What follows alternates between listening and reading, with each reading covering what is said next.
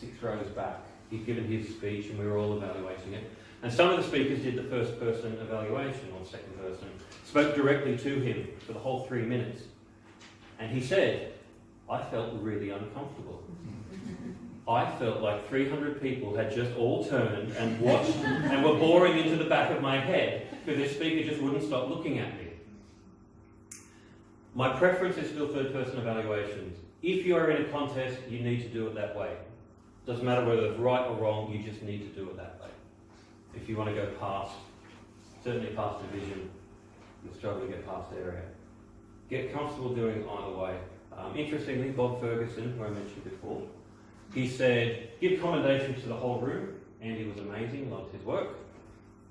Andy, what I recommend for you is that you work more on your dialogue. You know, give Mary some words, like a line saying, rather than saying Mary said she felt proud, put it as, Mary spoke to the doctor and she said, I felt really proud to be able to give this. And that dialogue will strengthen it. So you give the recommendation directly to the speaker. That's a technique. Find one that works for you. My main thing is avoid the 3-minute stare. Because I just don't like it. Fundamentally, I just don't like it. Personal thing, some people still do it who have been in Toastmasters for far longer than me. But don't do it.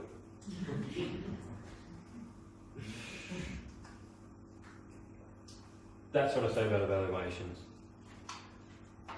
Keep it light, keep it upbeat, you know, be positive. Be positive with your voice. Keep it as I statements. I thought, I felt, I liked, I saw. And no matter what words you're using, talk to your entire audience. You are still at Toastmasters giving a speech. Speaking of speeches, fancy, Craig. I can go now.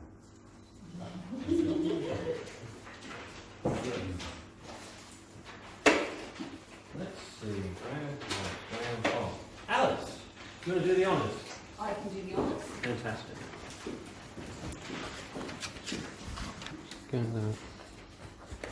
Fascinating stuff. What do we think? Love it? Cool. Something a little bit different. On your chairs, you will have one of these. This is something I put together some years ago and have given a few tweaks to lately. It is things to look for as an evaluator. It's also things to look for when you're actually creating and delivering a speech. As an evaluator, generally, just a general rule, the more advanced the speaker is, the more I'm working at the bottom of the page. If someone's giving their icebreaker, I can pretty much write the evaluation before they've given it, can't we? You're going to say, great job, good on you for standing up there, love your enthusiasm, stand still, make eye contact with the audience, slow down. Can't wait for your next speech. That's kind of 7 out of 10 icebreakers, yeah? And as people go on, so voice is always fundamentally important because our voice, I got some advice from one of the Toastmasters world champions, and he said, we were talking about visual aids and, you know, speeches depending on things, and he said you should be able to give your speech at night in the dark with all the power off. Voice is everything. Body language is utterly pointless, right up to the point where it gets in the way. Personally, I know people have done all sorts of things about effective body language and blah, blah, but I don't care. I care about body language when it annoys me. So my thing about body language as an evaluator is, did it annoy me? So that's things like gestures, strange gestures, or aimless wandering. The 2 statements in bold I put in those boxes, to me, personally, that's really all you need about body language. Did it suit the speech? You don't need to use the entire stage. It's a bit of a Toastmasters classic bit of feedback. You could have used the whole stage. Well, you could have. Would it have helped? If it would have helped and added drama to the speech, it was a great, high energy, moving speech. Brilliant, use the stage. I use the stage often.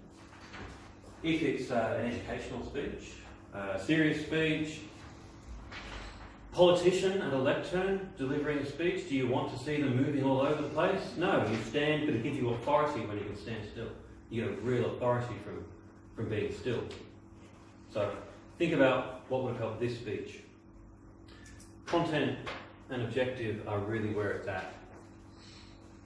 Once the annoying vocal things, because you can't, because the speaker's voice is too low, and the annoying body language is out of the way, you can then get stuck into what are they saying, what are they trying to do, how do they do it, did they achieve the objective?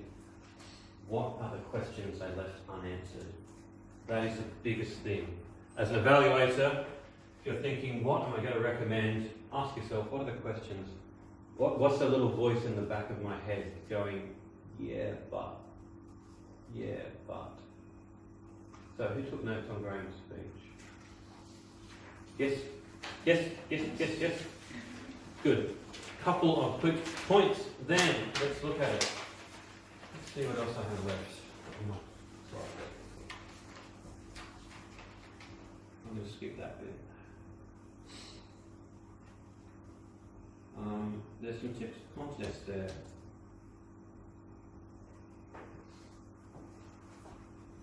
If you want to know what that means, ask me later. These are all the same. To be a really good evaluator, you need to not get sucked into the speech. You need to stay 100% focused on what you're doing, and you need to be disciplined to stick to a structure when you give your feedback. Really, really powerful if you can do that.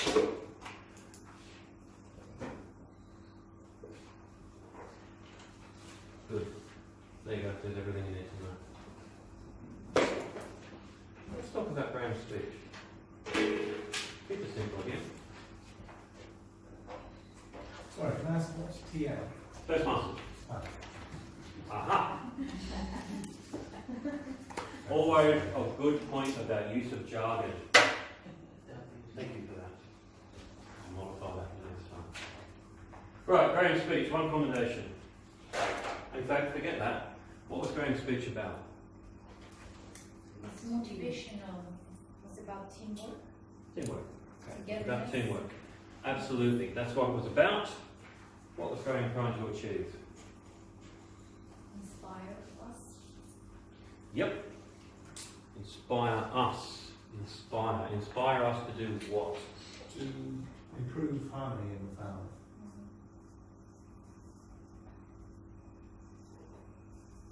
You know what that says. Persuade? I thought it was to persuade. To persuade. Good. My experience is probably 80 to 90% of speeches are trying to persuade us of something. It's the most common thing. What was he trying to persuade us to do? Be discerning. Work as a team. Work as a team. Work as a team. Be discerning when structuring a team. Right. Work. Team. And to achieve bigger potential of the beliefs and achievements to next level, basically, to a high level of achievements and beliefs of the togetherness. How did he try to achieve those objectives? What examples? Yeah. Examples? Paul?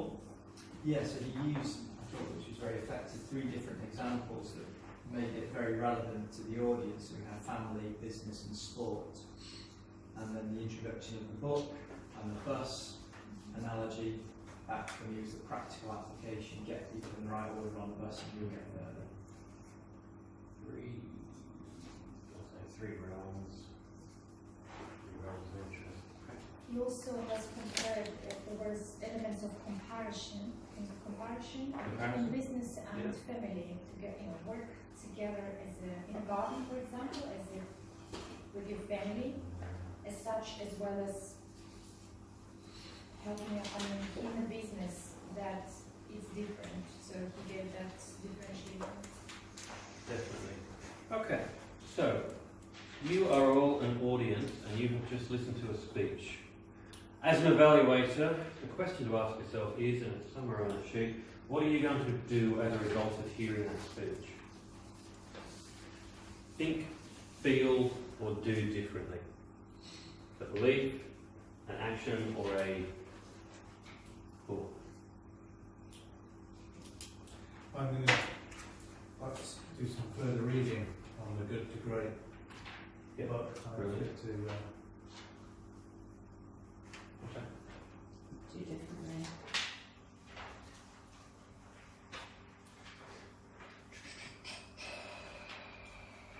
So Graham's objective that he told me is to get listeners thinking about how Team TEAM delivers results in sport, home and the workplace. He had some other objectives around the delivery of the speech, it sounding natural, and his body language, shuffling and movement. Okay.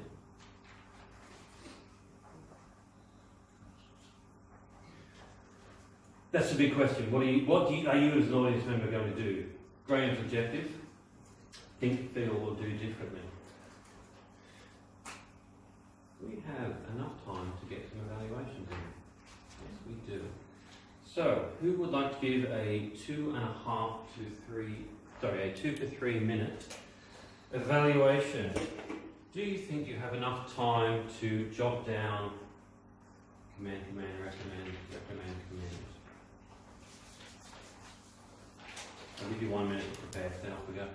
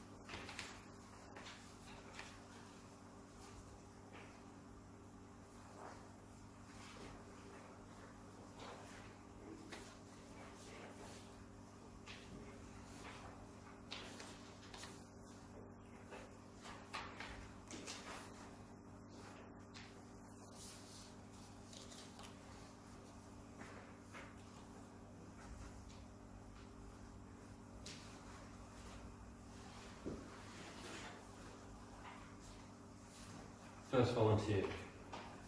Don't have to be ready just this second, but somebody throw a hand in the air. Maybe somebody from a club who hasn't spoken yet.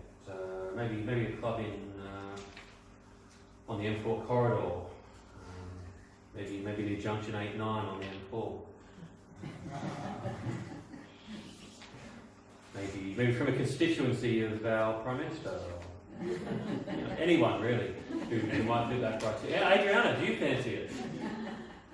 Go on. I can try. I'm really struggling with this one. The previous speech, which have been much, but I shall try. No, 3 minutes. Is this the 1 minute or the 3 minutes? Just the 3. As long as you like, or as long as you need. Don't worry too much about time. It's short. Short is good. Short is always good. Ladies and gentlemen, please welcome Adriana.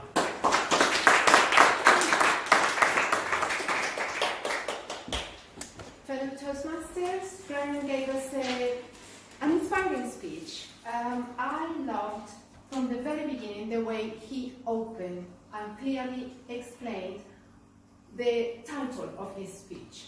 He also went on to explain how he was going to proceed with these 3 clear groups: family, business, and I forgot the third one. I thought he was brilliant at using his voice and the movement of his hands and body and all the aid that he brought with him, books and references to sports. And it was very, very good to follow, following the examples. I think he progressed through this speech without any notes, which was brilliant. Only at one point, he hesitated on a couple of moments, and only at one point he really lost the train of thought. And in that very moment he looked up, trying to collect his thoughts, losing the contact with the audience. But at the same time I have to commend the fact that he absolutely didn't fill the silence with any filler words. Totally collected his thoughts and carried on. that probably brings me to the next thing. He was trying to conclude, and at the time of concluding, I don't know why, I kind of found myself a little bit lost. I was grateful for the conclusion, because it brought me back somewhere along the speech. I kind of felt, I like what he's saying. Why am I kind of not following as easy as I expected to feel if he is actually doing everything right? Speaking loudly, looking at everyone, moving with warm gestures. I don't quite know. I would like to recommend something, but I'm struggling to find what it is. Something along the speech made me lose the flow. You picked it up at the end, brilliantly, summarizing perfectly, and then I went, oh, this is it, yes. It's great to work together, and I went back into the speech. In general terms, it was a pleasure to listen, a topic that really everyone feels, I'm sure we all agree, of enormous importance. I will go and check upon some of the suggestions you gave. The book, the reference is something I will take and go and check, so thank you for that tip. Thank you for the speech, very interesting.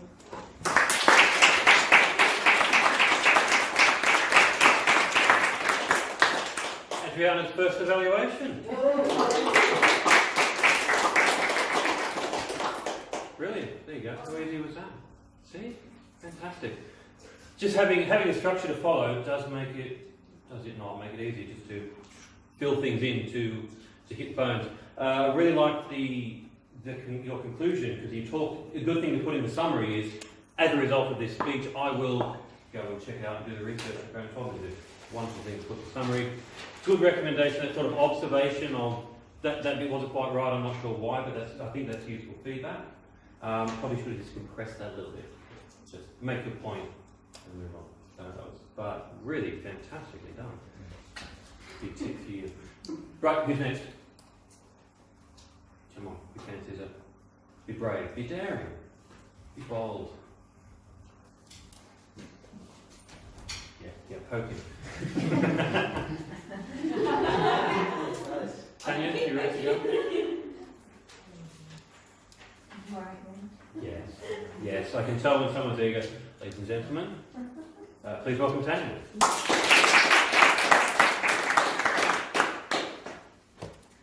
Hello Toastmasters, Graham. Thank you very much for delivering your speech this evening. It was a real pleasure and very engaging and relaxing to listen to. What made it feel very real for me was that you related it to tonight. In your speech, you referred to tips that we've received tonight. You actually said they're crested, and to me that made it real life example. And it was. What I also liked, I like structure as well, and I like how you said in your introduction that you're going to talk about 3 elements: sport, family, and business. For me, that really helps set the scene, and I feel comfortable on the journey of your speech. However, I got a little bit confused in the middle, and I think I know why. Because you did talk about sport, family, and business, and you talked specifically about sport and benefits in good situations, and family and benefits in good situations. And then you went on to talk about where it goes wrong. So you hadn't covered business. And I think business is the purpose. I think you're using relatable sport and family examples, ultimately, as tools to inspire us to use in business. So perhaps if you could be a little bit clearer on the structure there. I noticed also a couple of times you paused, and I didn't mind the pauses. I liked that because as an audience member, it enabled me to digest what you had said. At one point it appeared only because you rolled your eyes that you lost your train of thought. Had you not have done that, I would have just thought that as a natural pause. So try not to be self-critical in your body language as well. What I really liked most about your speech was that it's a real call to action. You gave real life examples of the book, you held it up. You said the quote twice, which I found really inspiring.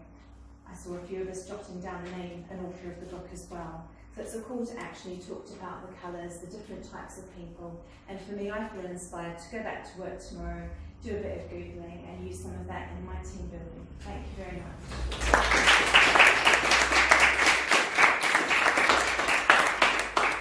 Yeah, fantastic evaluation, wasn't it?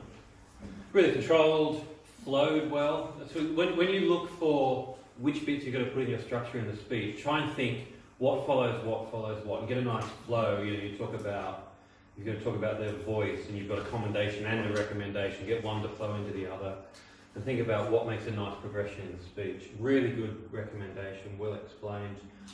For both Adriana and Tanya, just be aware of making eye contact with the whole audience. Both a little bit sort of just looking at Graham, so share the love with all of us. Brilliant. What a bunch of superstars you are. Thank you so much to everybody. That's kind of my next thing. If you want to get good at it, do it. That's really as much as I can say. Evaluate everything. There's nothing stopping you evaluating every single speech at your Toastmasters meeting. Whether you're an evaluator or not, you can take your notes, do it, go home, do your evaluation in the mirror, in the car, record yourself, listen back, be as keen as you want to. People who are going in contests and cracking on, we do evaluate everything just to get the brain working, analyse. There are about 1 million Toastmaster speeches on YouTube. That's a conservative estimate. Grab one. Ask and learn, find someone. What I've always done is find someone who's better at it than me and ask them how they do it, or just watch them. And enter contests, always enter contests, any of them, all of them, because you put yourself under pressure, and that's when you get better. Any other questions about evaluation? About anything else? All. Can you come do this for the Reading Horizons quiz, Not with my current workload, because you meet in the middle of the day, Yeah. but yes. Yes, right. Thank you very much. Thank you, Alice, for inviting me. Thank you, Graham, for letting me into your club. Thank you, Andy and Graham, for your speeches and everyone who's taken part. And I hope you've enjoyed this evening.